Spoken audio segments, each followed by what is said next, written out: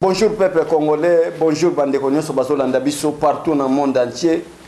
Mes condoléances na famille ya papa Etienne Tshisekedi wa Mulumba.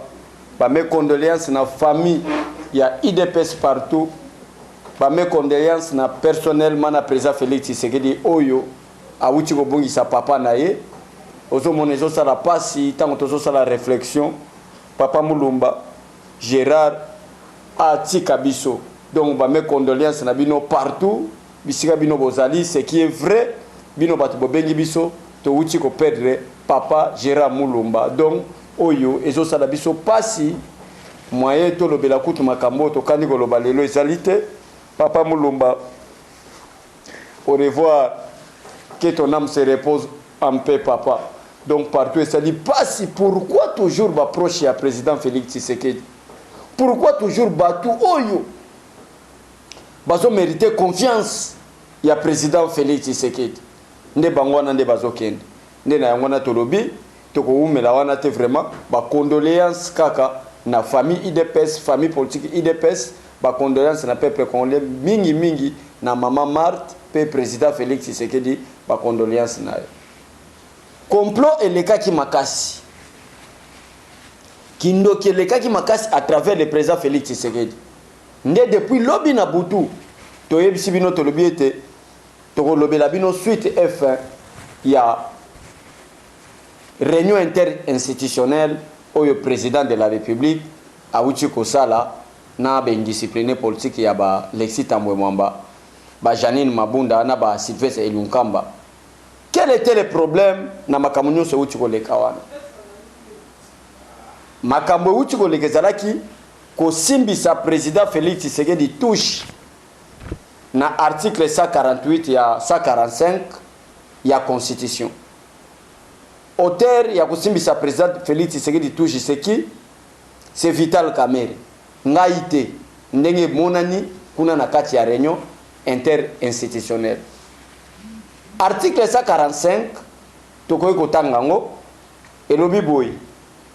En cas d'état d'urgence ou état de siège, le président de la République prend par ordonnance délibérée en conseil des ministres les mesures nécessaires pour faire face à la situation.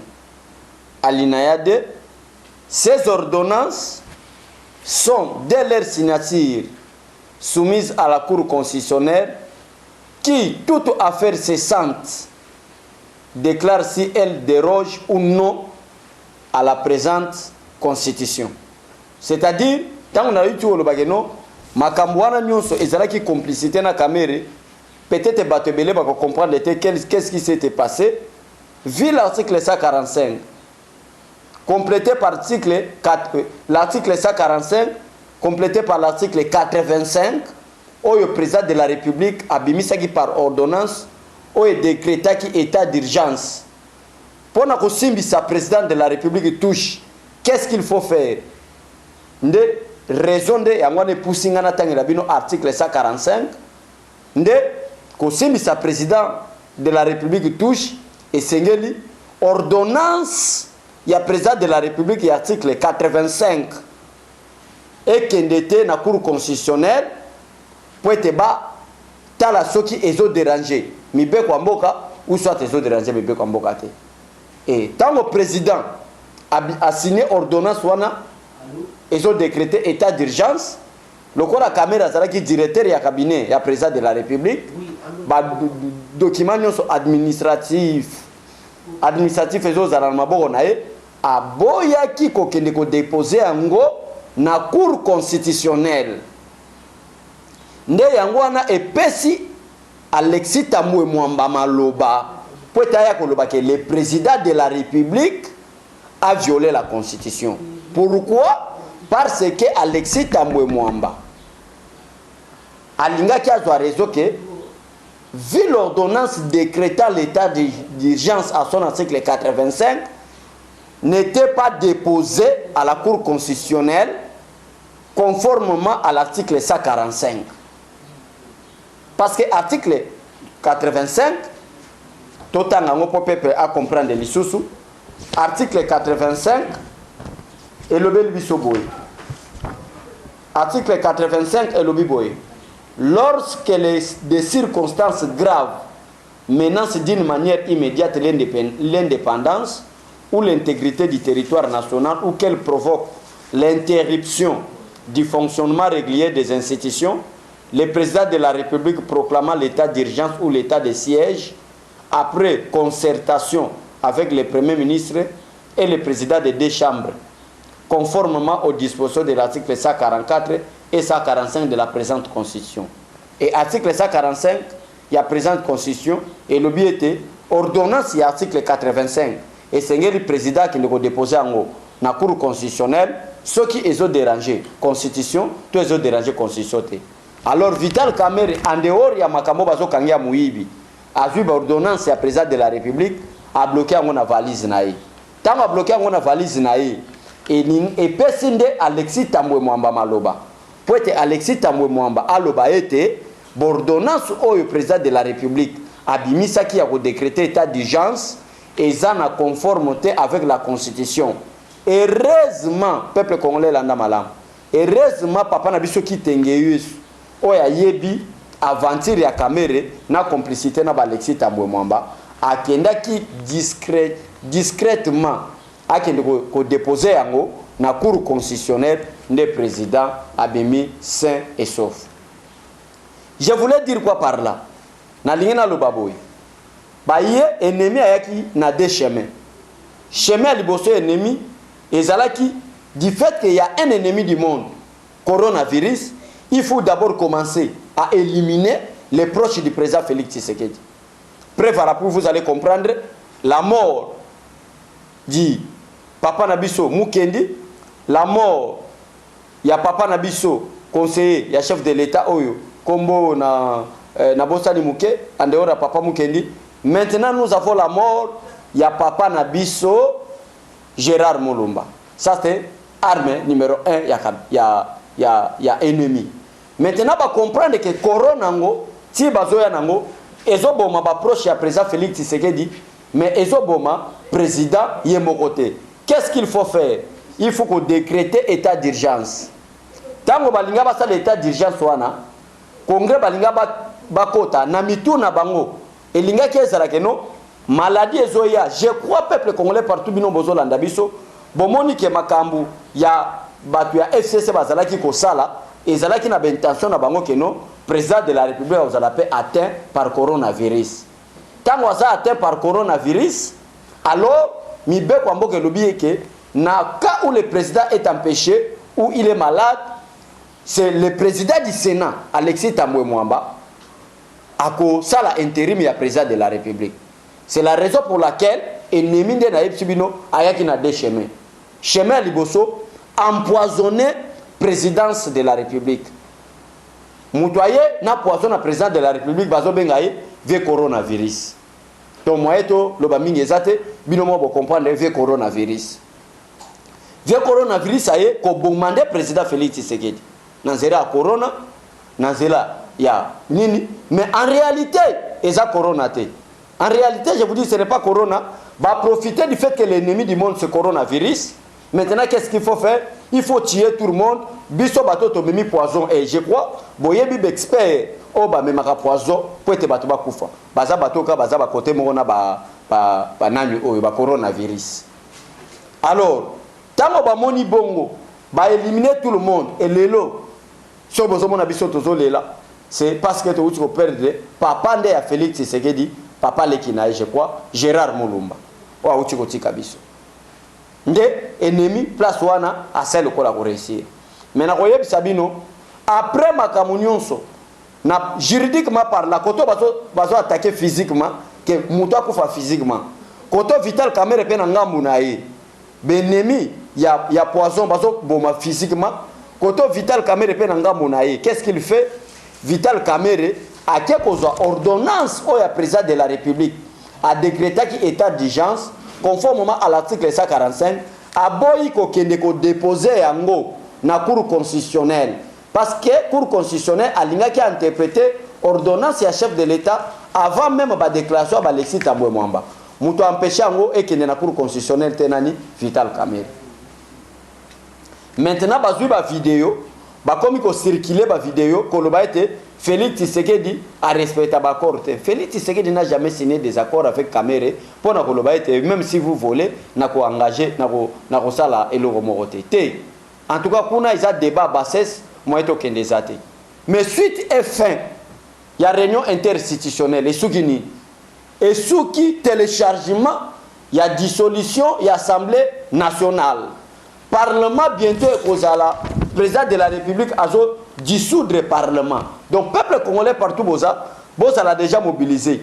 Bana machipicha, Parlement de Machipicha, Tozo Zelaka, Kono, Nani, ennemi à monde au coronavirus, Asila, pour Tokuta Nabino Machipicha, pour na compte et à mobilisation. Merci vraiment de l'invitation. Il y a un abus au Parlement de Machipicha. Qu'est-ce qu'il va se faire maintenant? Dès que le président comprendre que d'une part, Basali Koboma, d'autre part, d'une part, Bazoboma, physiquement, je crois que le nombre de décès, et le peuple congolais se posait la question. Est-ce que le corona pour éliminer le bateau, bazo bénéficier de confiance à président Félix Tshisekedi? Non. Le corona est pour d'abord c'est un ennemi du monde. Mais c'est poser la question à Congo. Ça doit attaquer et éliminer seulement les proches du président Félix Tshisekedi. Donc, ils ont mabé côté qui la présidence. Toi même poison. Et Moutoua même poison. Il y a un coronavirus. Il y a un coronavirus. Du fait que c'est un ennemi du monde, toi qui n'as pas fait coronavirus. Alors, bateau nous sommes proche du président Félix Tshisekedi de la présidence. Vous devez comprendre que le cabinet du président de la République est même qu'à bataille de PCT et même n'a pas lié. Ba lié, ba ça la présidence. Ba comme même la biso pe coronavirus. Oh ils allaient poison. Beaucoup de fois, pour te Félix Tshisekedi tout autour naïe. Azalana bateau baza escroté pour te babo ma président Félix Tshisekedi atika la scène. C'est ça l'objectif. Objectif na bango na côté na kuna ça vous mentir ça mancher des mots ba atteindre koboma mais ba koki na président Félix Tshisekedi. Maintenant ba balingi pe babo ma d'une manière légale. D'une manière légale comment tirer d'une manière légale et zalinde kozwa ba ordonnance ya président de la République ko déposer en haute na cour constitutionnelle. Quand ce qui fait corona zoboma et ça nango poison pour éliminer papa Gérard Moulumba, pour éliminer papa Mukendi, pour éliminer les autres conseillers proches à président Félix Tshisekedi, n'avait corona malgré poison parce qu'on savait corona côté oyo bazo sala que ordonnance à chef de l'État qui était ba éliminer président Félix Tshisekedi légalement. C'est ça qui s'est passé. Alors qu'est-ce qu'il faut faire? Le président a convoqué réunion interinstitutionnelle. On a eu ce qui va retomber na yango na kopesa bino na pourquoi mais tozwa ki tante vi ba situation ezo leka na mboka vi nyonso réalité nyonso leki tozwa ki tante oleka tango bolanda déclaration Janine Mabunda salité peuple congolais. Je vous dis la vérité, babimi ya kotoka Alexis Tambwe Mwamba toki banda soulier ti ba pantalon ya kopola ndenge président de la République a blâmé bango na makambo basali na suka nango. Président a posé bango question. Tous ces propos, ça viole la Constitution ou ça ne viole pas la Constitution. Batoki nde kotoka. Yangwana nde na yebisi bino.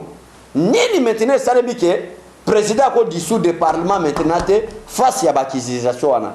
Parce que tozali na état d'urgence. Na moment état d'urgence, ordonnance mususu ko bimate, il y a dissolution à l'Assemblée nationale. Donc peuple congolais vous la mobiliser, déjà bazali d'accord. Parce que ce qui est au article 148 de la Constitution qui parle de la dissolution de l'Assemblée nationale, tout en article 148, au moins que dissolution est déjà téléchargé à plus de 90%. Tout c'est là après Makambo il y a coronavirus parce que tout ça en état d'urgence, moyen président de la République a même ordonnance mususu, il y a dissolution de l'Assemblée nationale parce que tout ça en état d'urgence, mais bien comme ici. Article 148. En cas de crise persistante entre le gouvernement et l'Assemblée nationale, le président de la République peut, après consultation du Premier ministre et des présidents de l'Assemblée nationale et du Sénat, prononcer la dissolution de l'Assemblée nationale. Ça, c'est l'article 148.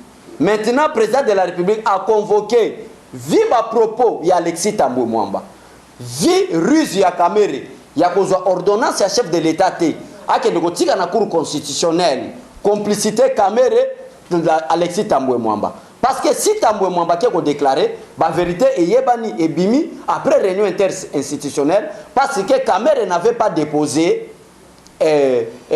ordonnance à chef de l'État Nanine. Vu tout ce qui s'est passé, le président de la République Azalaki coincé, maintenant il faut la dissolution de l'Assemblée nationale. C'est la raison pour laquelle le président de la République, hier soir, a convoqué le Premier ministre, a convoqué le président du Sénat, a convoqué la présidente de l'Assemblée nationale. À l'ordre du jour était la dissolution de l'Assemblée nationale. Alexis Tambwe Mwamba est informé, Janine Mabunda est informé, le Premier ministre est informé, parce que Oyo Bango Basali est déjà une crise persistante. Oyo Basali, complicité, même l'ancien directeur du cabinet du président de la République. C'est la raison pour laquelle le président informé Bango. Bolanda ba propos anate ba lobité non c'est du passé ba tokinde ko toka ba sambwende ko sambwa na ba propos na bango ba lobaki. Donc patiento na mikolo ezoya bino moko bomona ordonnance ya chef de l'État. Le neveu de Kamere akobimate neveu na ye akimi bande konaye ba kimi pa frontière soki ya beach ba kimi pourquoi parce que mbongo ya l'État ba yibaki Mouton nous sabino liberté provisoire Kamere boye liberté provisoire ekopesama makambo ekosale maboye donc liberté provisoire na Kamere ezate pour na dossier ya liberté provisoire oyo Kamere azo senga un petit frère naye neve a Kamere o bazo benga bongo soki Daniel Changulume soki Changulume yoka na lukombo Daniel Changulume oyo akimi na nzela Brazzaville et Nasi déjà calme à Gobimate, ça ce n'est pas le président de la République. Koura Uchiko Kata Malobane, Kaka Sikoyo, Tozali déjà 15 minutes, ou déjà Koura Uchiko Kata, Koloba était dossier à Kamere, à Yibi Koleka Bagbo, à Yibi Koleka Joseph Kabila. Si vous faites la mathématique, millions à Yibi multiplié par Bamboula Joseph Kabila, si c'était Kamere, mais la Yiba même Congo Mobimbe Kenda Nango. Donc pour Naroye Sabino, ba boy liberté provisoire ba uchiko kata makambu donc dossier na cour et sili Kamere sera condamné, croyez-moi, si ça sera payé, ça sera 20 ans multiplié par 2 parce que l'infraction qu'il a commise est de 20 ans mais le col a connaisseur ya mibeko amboke lobi muto a connaisseur ya mibeko ba condamner doublement donc si vous prenez les 20 ans de Vital Kamere multiplié par 2 ça fera 40 ans ça je vous assure, croyez-moi. Donc, ce que vous devez retenir maintenant dans Sangwa Congo, Oya Besho la lobby, et ça que tozali na souci, to père de Papa Nabiso. Papa Nabiso, Akoufi, Papa Gérard Moulumba, Ozomone Sali Biso Passi. Deuxièmement, dissolution et Assemblée nationale. Et ça déjà informé, na 3 membres de l'institution, au Bazaki na réunion interinstitutionnelle, hier en Sélé, avec le président de la République, ils sont déjà informés. Mais ni ne kosala qu'ils ont moins retard, parce que l'ordonnance, il y a chef de l'État ou décrété qui est état d'urgence et c'est ce qu'on a dans souka. Dans le moment état d'urgence, tu as ordonnance et ils ont même à dissolution, il y a parlement. Il y a déjà dissolution et ça déjà en plein téléchargement, bon à la calme. Et enfin, tu as chité, la mise en liberté, il y a Vital Kamere, au Kamera Sengaki, le lot, Koura Uchiko Kata, pour être Kamere Akobimali Bandate, Makawa Kamere Sili. Donc, Daniel Yo Mutozo Sekela, Sarananambonga Congo, Daniel Changulume, Oyo Kimi, Yebabie procureur, a lancé déjà message, avis de recherche, il y a Messi Oyo. Bato nous bazomona, neve a Kamere, Bo Kangaye, Bozo Nsena justice pour justice à Meme Musika. Botika la malamu, donc, tous ensemble, Nabino, bye bye, Zamba Pambolabi. Eshima, votre magazine qui bat au rythme de l'actualité. Retrouvez la nouvelle édition. En ce mois de mars consacré mois de la femme en RDC, Eshima Magazine vous fait découvrir un ovni politique. Fifi Masuka, vice-gouverneur de la province du Lualaba, symbole de réussite dans un univers masculin. Mama Africa, lève-toi, le mot d'ordre d'une femme de foi.